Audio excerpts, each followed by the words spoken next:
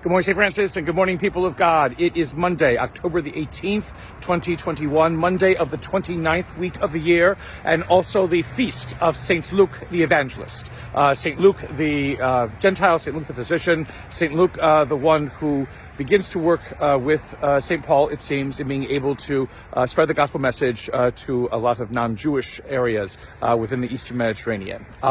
Coming to you this morning from the berm, again, with Leesville Road, over there, and then behind me, right over there, yeah, there he is, it's the statue of St. Ignatius. Not been to the berm in a while because it's been so hot. It is finally what seems like a fall morning at the moment. I am wearing a felt hat today, and hopefully this fall will last. Who knows if it will, who knows if it will not.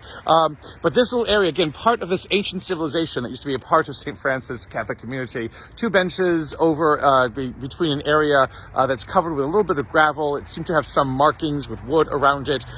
It is like an ancient civilization used to be here. And so again, for two people or color people to converse with each other in this little area over here, it'd be nice if it was brought back, but we'll see what happens.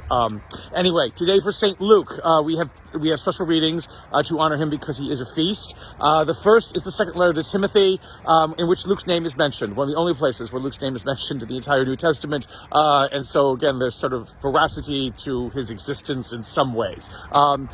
He is mentioned as a person who is faithful to Paul when everybody else abandons him. And then Paul goes on a deluge of all the people who've done harm to him and how terrible, life has been, but Paul has been there to help him and be with him. And so isn't that good? Or Luke has been there to help him and be with Paul. So isn't that good for Luke and good for Paul? And that's about it. So as we don't be mean to Paul, because he'll write about you, I guess.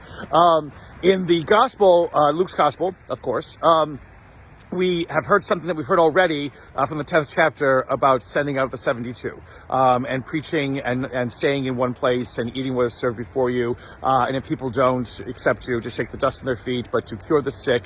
And again, the bottom line message, the kingdom of God, the reign of God is at hand.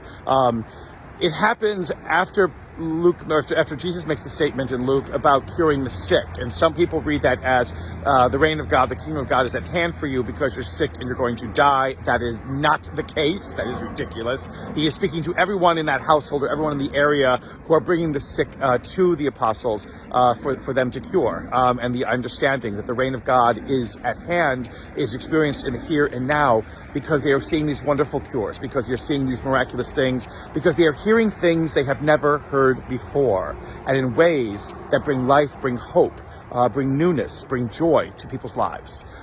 That is the reign of God. That is the reign of God at hand, is to understand and see things the way no one else sees them, to experience things the way no one else experiences them, to know things and how they may resolve themselves in a way that others may be afraid or others may be impossible to resolve or see for themselves. That is the good news in action. That is the good news at work. Despair and hopelessness do not have a place in the good news, in the gospel, in the reign of God. And we are the ones who become the messengers and the carriers of that good news to dispel all darkness and all fear and to bring hope where hope is most needed. And may the Lord continue to give you his peace.